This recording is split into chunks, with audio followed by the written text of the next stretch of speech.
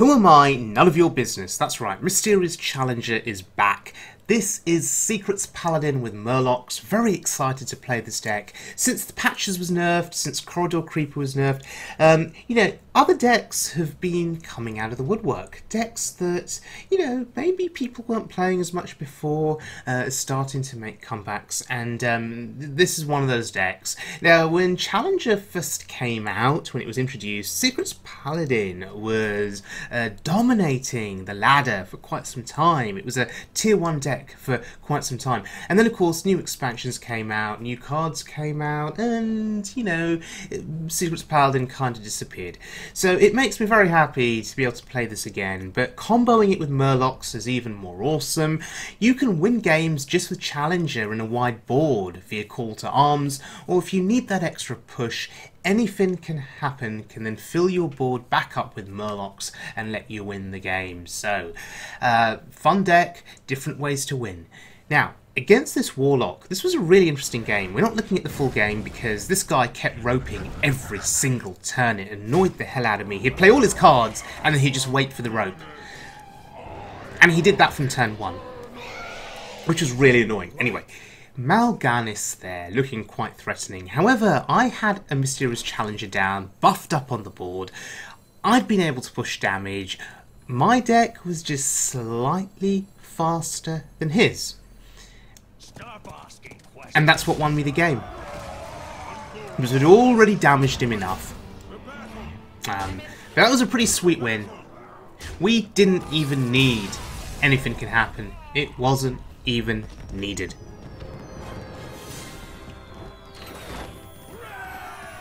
Okay, this next game against a Priest. Now, Priest is scary because after Rizaka's Priest was nerfed, Big Priest has sort of risen up even more, and I see it being played even more.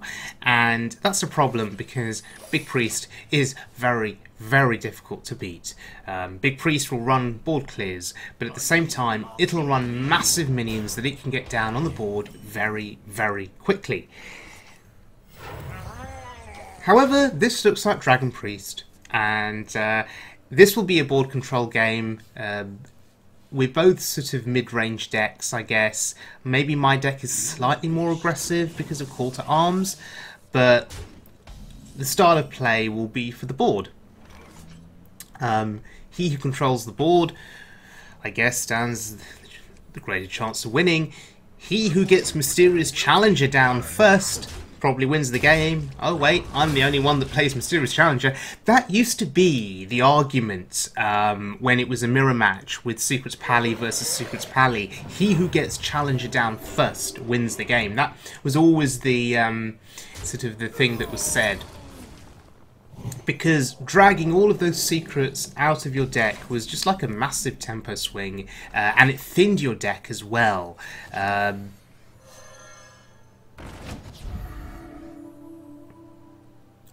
So we can clear here, and as I said, it is a board control battle.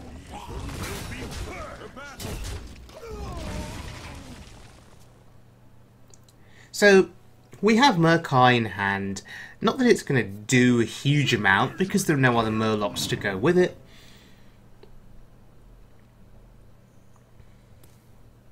Do you know, Operative is incredibly scary because if he picks Anything Can Happen, he could be the first one to fire off that card, which could spell a disaster for me, because he would bring back my Murlocs.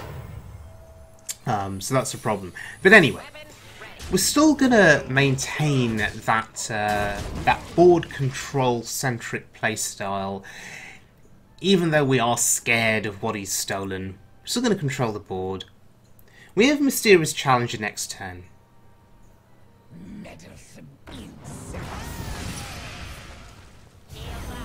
And I think this is where this deck shines over a typical aggro Paladin. A typical aggro Paladin, apart from Sunkeeper Tarim, won't be running anything big or anything massive. So cards like Dustbreaker are absolutely devastating. But in this situation, I have a 6/6 down on the board that's gonna die and buff something because of the secrets. I mean, we can still maintain board presence despite board clears like Dustbreaker. What we are scared of is Dragonfire Potion, but even then, that's a 5 damage AoE. Mysterious Challenger has 6 health. So I think the inclusion of Challenger is pretty strong. It's pretty good.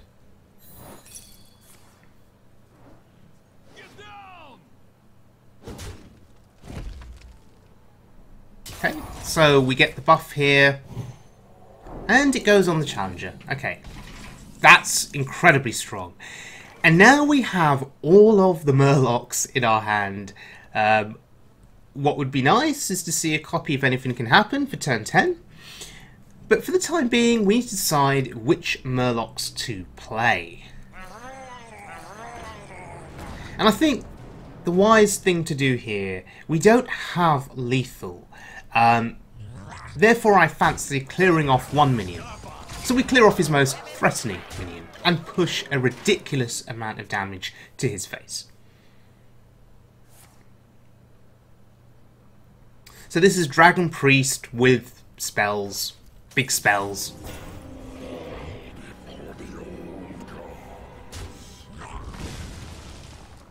Interesting. It's killing off the mini-bot. Okay.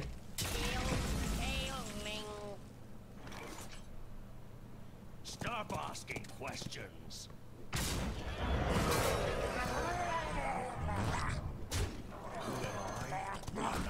Probably no reason to commit that other challenger. Maybe you want to play around Light Bomb. I don't know. Could that save him in this game?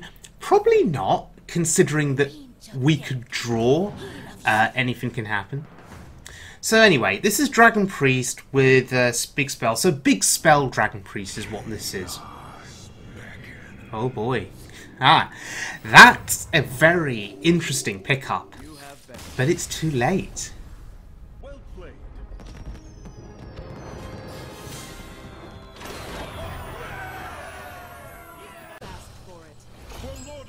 Okay, so we're at rank 5 now, and we're going up against a mage. So we're looking for something early that we can play. Shielded Minibot is excellent here. With the Minibot, one reason it's so good is your opponent may spend a turn pinging it. In the case of the mage, that's potentially turn 2 lost to a ping, which is excellent for us. It means he doesn't develop anything or get to play a significant spell of any kind. Holy light!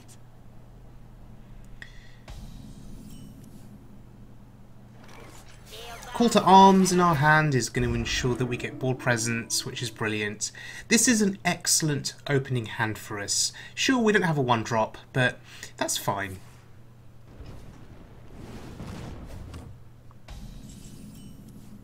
And I'm going to commit the Juggler here. I'm going to assume that there isn't an easy way for him to kill the Juggler. He may have Frostbolt. If he has Frostbolt, that's fine. We'll just play Call to Arms regardless.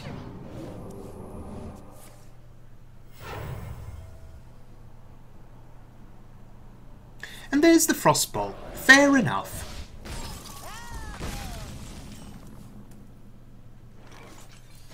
Okay, what do we get? We get something that can charge face. Pretty decent. And we are slowly chipping away at his face here. And that's the key thing. I didn't trade there. Getting a... So he'd get a 2-for-1 trade if I decide to trade, and that doesn't feel good. But he's using a lot of his resources here to clear my minions, whilst I continue to do that face damage.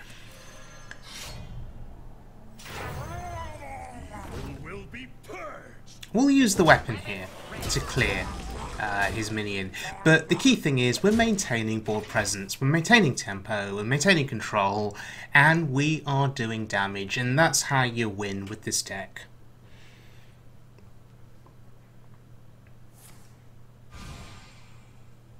And now there really is very little chance for him to come back into this game. We've got another weapon in our hands. You know, a three damage weapon over 2 turns. That's 6 damage. We will continue hitting his face. What's he gonna do? I mean, that mana worm again just dies to our weapon. There's Anyfin, which really is not going to be needed in this game. Oh, effigy. Okay. To be honest, I mean, we can ignore that. Noble Sacrifice will kill it. And we just continue to push damage. So we have 6 damage to his face from our weapon coming up. We have significant board pressure. That shielded mini-bot has really grown. And it's turn 6. That's pretty insane. Really to show you the destructive power of this deck.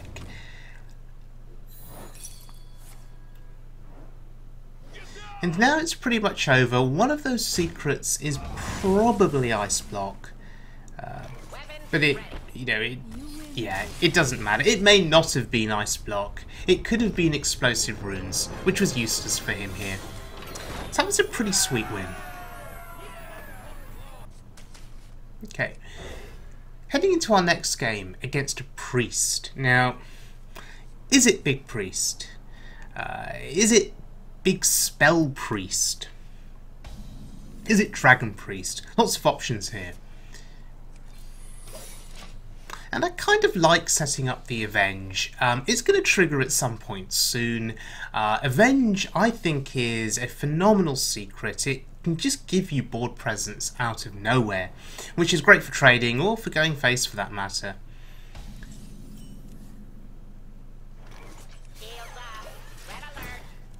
And of course, Avenge on a shielded mini-bot is insane if that Divine Shield is still active. And I want to be mana efficient here. Spend our 3 mana, we'll play our War Leader. If he had Shadow Word Pain, I assume he would have used it on the mini-bot. So the fact that he's just healing his face here and doing nothing suggests to me that this is Big Priest. So Barnes on turn 4 is a very real possibility. They always have Barnes on turn 4. Alternatively, he could wait a little bit longer. Oh, Shadow Word Horror.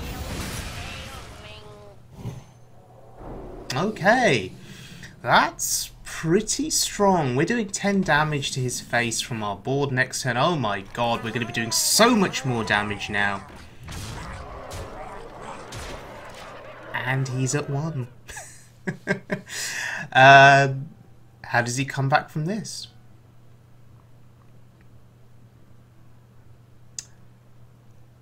Dragonfire Potion is 1 turn away. Holy Nova doesn't do it, but Excavated Evil, yeah, pretty good for him. But as he neutralises 1 set of threats, we put another one down on the board. So Mysterious Challenger here, who am I? None of your business. It's pretty strong, and we have Redemption up as well.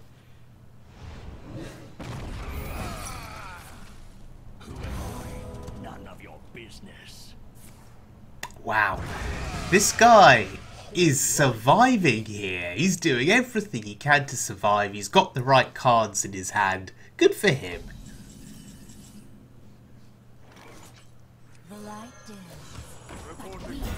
So he's slowed us down a little bit now, and his hero power is going to buy him a little bit of time.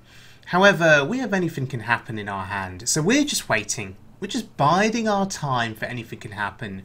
Noting that we have, you know, we've lost both War Leaders and we've lost both of our charging Murlocs. So Anything Can Happen is going to be absolutely insane for us.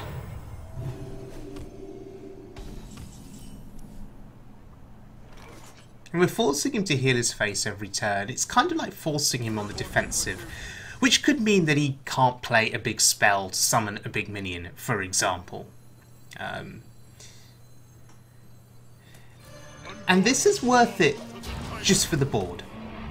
Doesn't seem like it, but that's 6 damage. Let's see what he's got. Psychic Scream.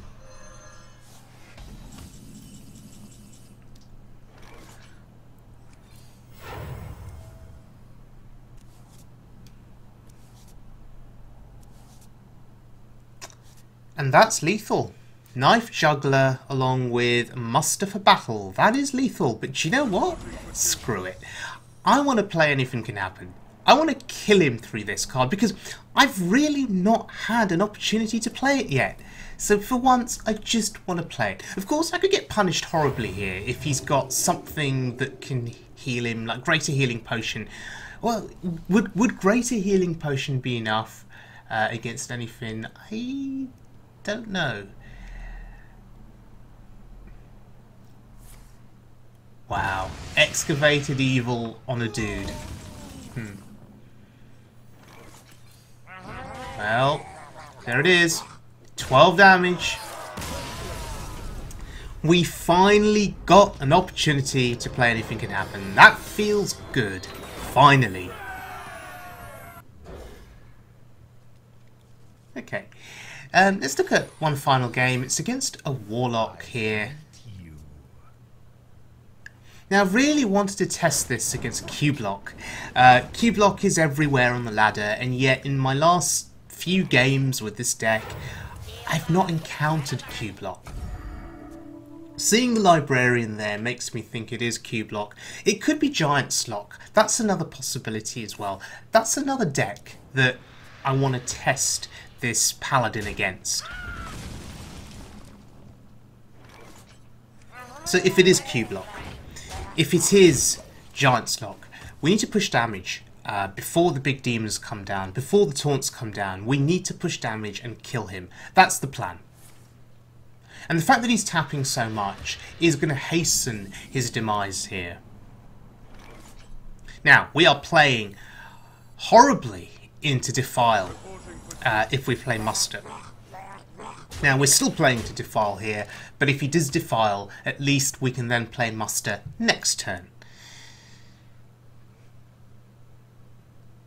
Of course, he could just Hellfire. It is turn 4. And there's a Hellfire. Okay, fair enough. Ooh, Call to Arms. So good here.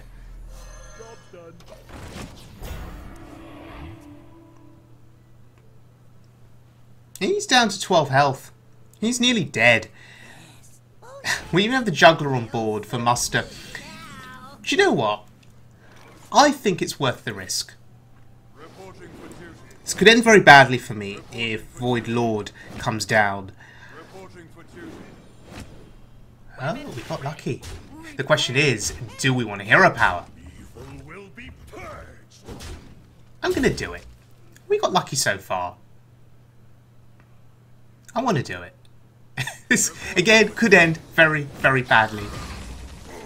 That's fine. Usually you'd be really upset to see a Doom Guard because, you know, it's 5/7 body, hard to deal with. But in my case, I have a taunt in the way. What's he going to do?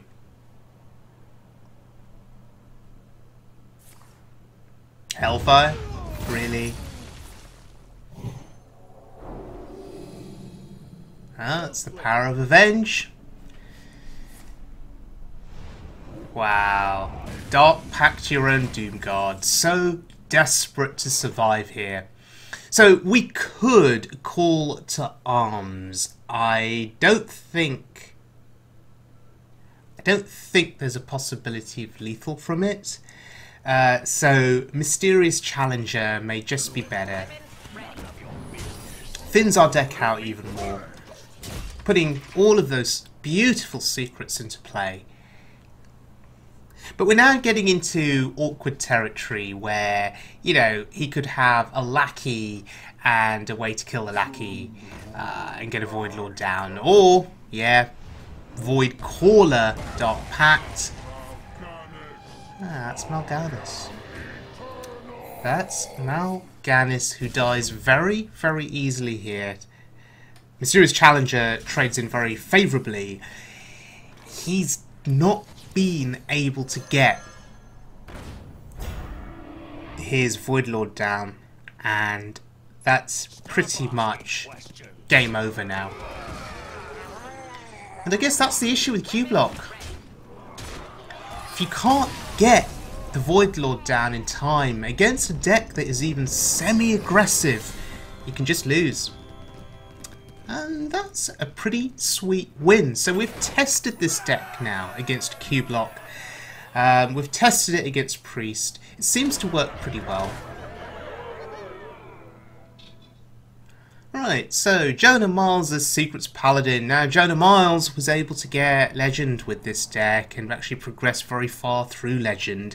If you guys have got any questions about this deck or questions about the cards in the deck, I'm hoping that Jonah will answer these questions. I have tweeted him, and I'm hoping that he will respond to any comments that you guys leave in the comment section below, because I'm certainly not an expert when it comes to this deck, but he is. So I will defer all questions to Jonah. But this is a super fun deck to play. For me, playing Mysterious Challenger again feels really good. It's one of my favourite cards in the game, so any excuse to play it is a good thing. So, thank you very much for joining me, everyone. I hope you guys enjoyed the video and enjoyed watching this deck in action. And I'll see you guys again very soon for more Wild Mode fun.